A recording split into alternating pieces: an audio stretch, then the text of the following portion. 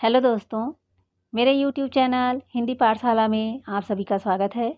आज के वीडियो में हम क्लास 6 के हिंदी पाठ्य पुस्तक बसंत भाग 1 के चैप्टर 4 चांद से थोड़ी सी गप्पें नामक कविता का अध्ययन करेंगे।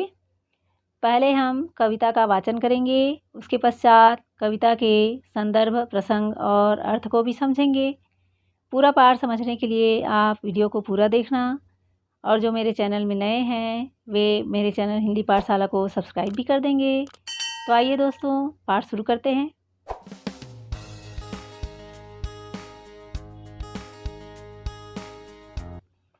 चांद से थोड़ी सी गप्पें।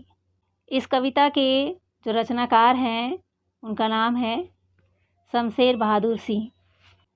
चांद आप सभी ने देखा है, रात में आसमान में खूब चमकता है। इस सुंदर से प्यारे प्यारे चांद को सभी बच्चे चंदा मामा भी कहते हैं। तो आपकी ही तरह की एक छोटी सी लड़की 10-11 वर्ष की एक बालिका है जो चांद से कुछ कह रही है। इस कविता को पढ़कर हम जानेंगे कि वह चांद से क्या बात करती है। गोल हैं खूब मगर आप तिरछे नज़र आते हैं ज़रा, आप पहने हुए हैं कुल आकाश तारों जड़ा, सिर्फ मुंह खोले हुए हैं अपना गोरा चिट्टा गोल मटोल, अपनी पोशाक को फैलाए हुए चारों सिमत, आप कुछ तिरछे नज़र आते हैं जाने कैसे, खूब है गो की वाह जी वाह, हमको बुद्धू ही निरा समझा है, हम समझते ही नहीं जैसे कि आपको बीमारी है, आप घटते हैं तो घटते ही चले जाते हैं और बढ़ते हैं तो बस यानी कि बढ़ते ही चले जाते हैं, दम नहीं लेते हैं जब तक कि बिल्कुल ही गोल ना हो जाएं। बिल्कुल गोल, यह मर्ज़ आपका अच्छा ही नहीं होने में आता है। तो इस तरह से जो बालिका है वो चांद से बात कर रही है। अब हम इस कविता के संदर्भ, प्रसंग और अर्थ को भी समझेंगे। पहला पद्यांश है, गोल है खूब मगर आप तिरछे नज़र आते हैं ज़रा, आप पहने हुए हैं कुल आकाश तारों जड़ा, सिर्फ मुंह खोले हुए हैं अपना गोरा चिट्टा गोल मटोल, अपनी पोशाक को फैलाए हुए चारों सिमत। यहाँ पर कठिन शब्द है सिमत। सिमत का अर्थ है दिशा। चारों दिशाओं को चारों सिमत कहा गया है इस कविता में। तारों जड़ा अर्थात आकाश में तारे दिखते हैं जो सितारे की तरह, जैसे कपड़े में सितारे जड़े रहते हैं वैसे चमकते हुए दिखाई देते हैं। तो इस पद्यांश का संदर्भ हम यहाँ पर देख रहे हैं कि प्रस्तुत पद्यांश हमारी हिंदी की पाठ्य पुस्तक बसंत भाग 1 में संकलित चांद से थोड़ी सी गप्पें नामक कविता से लिया गया है। इसके रचयिता श्री शमशेर बहादुर सिंह हैं। कविता का प्रसंग देखते हैं। इन पंक्तियों में कवि ने आकाश को तारों से जड़ित चांद के वस्त्र के रूप में वर्णित किया है। कविता का अर्थ इस प्रकार से लिख सकते हैं आप। एक 10-11 वर्ष की बालिका चांद को देखकर कहती है कि आप तो बहुत अधिक गोल हैं, परंतु आप थोड़े से तिरछे या टेढ़े दिखाई देते हैं। आपने सारे आकाश को अपना वस्त्र बनाकर पहन रखा है। आसमान में चमकते तारे ऐसे लग रहे हैं जैसे आपके वस्त्र पे सितारे जड़े हुए हैं। हे चांद, आपका सारा शरीर वस्त्र से ढका हुआ है। शरीर का प्रत्येक अंग आकाश रूपी कपड़े से ढका हुआ है। केवल आपका गोरा चिट्टा सुंदर गोल मुंह ही दिखाई पड़ता है। आकाश में, पूरे काले काले आकाश में रात में एक चंद्रमा का ही प्रकाश दिखता है। तो यहाँ पर यह भी अर्थ समझ में आ रहा है कि केवल आप ही वहाँ पर दिखाई देते हैं जो अपनी आभा बिखेरते रहते हैं। आपका आकाश रूपी वस्त्र सभी दिशाओं में फैला हुआ है। आपका जो आसमान रूपी वस्त्र आपने जो पहना है वह इतना बड़ा है कि सभी दिशाओं में वह फैला हुआ जान पड़ता है। ऐसा वो बालिका कह रही है चांद से। तो भावार्थ यहाँ पर यह है कि बालिका के अनुसार सारा आकाश चांद का वस्त्र है जिसमें तारे जड़े हुए सितारे हैं। चाँद का यह वस्त्र सभी दिशाओं में फैला हुआ है। अब आगे पद्यांश 2। आप कुछ तिरछे नजर आते हैं, जाने कैसे खूब है गो की, वाह जी वाह, हमको बुद्धू ही निरा समझा है, हम समझते ही नहीं जैसे कि आपको बीमारी है, आप घटते हैं तो घटते ही चले जाते हैं। इस पद्यांश का संदर्भ देख लीजिए।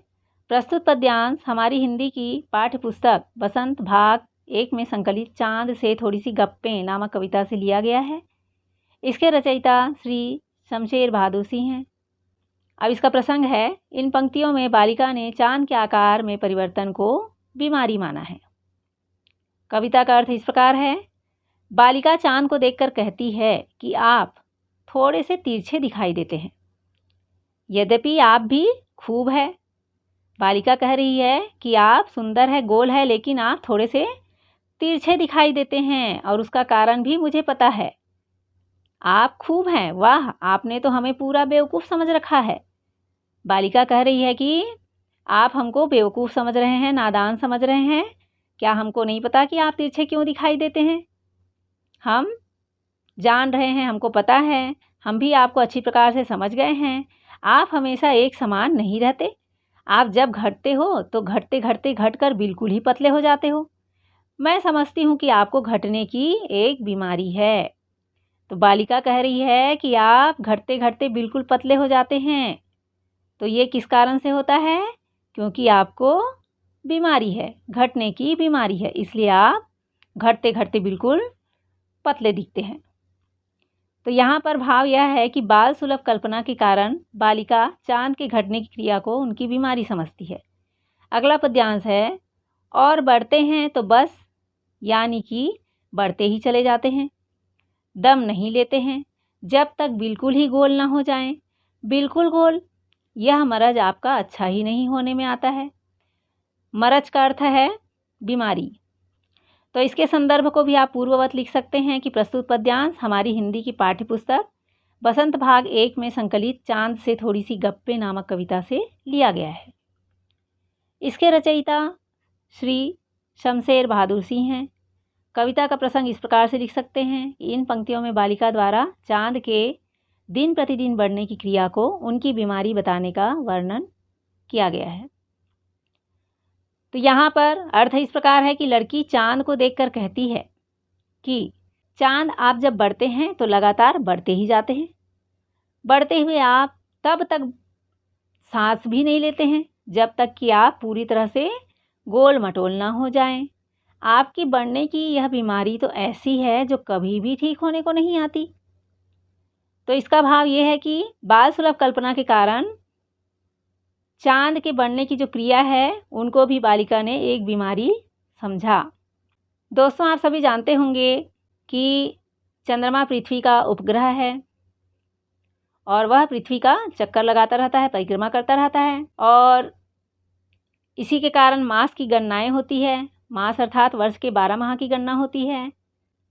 सामान्यतः एक महीने में 30 दिन होता है और 30 दिन में 2 पक्ष होते हैं 15-15 दिनों का।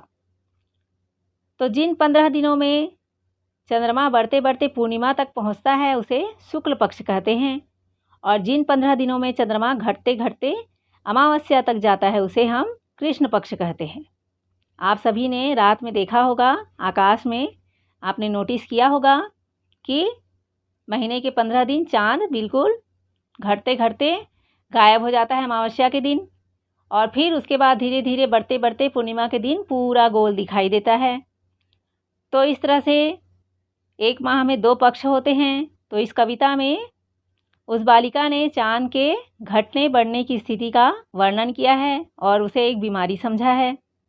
तो दोस्तों, इस प्रकार से आपने इस पाठ की पूरी कविता का अर्थ समझ लिया होगा। अगर आपको ये वीडियो अच्छी लगी हो तो अपने दोस्तों के साथ ज़रूर शेयर कीजिए, लाइक कीजिए और मेरे चैनल को भी सब्सक्राइब कर दीजिए। दोस्तों, इस पाठ के प्रश्न उत्तर के वीडियो के लिंक डिस्क्रिप्शन बॉक्स पर दिए गए हैं, उसे क्लिक करके आप पाठ के प्रश्न उत्तर को भी जान सकते हैं। हम अगले पाठ में फिर मिलेंगे दोस्तों। Thank you.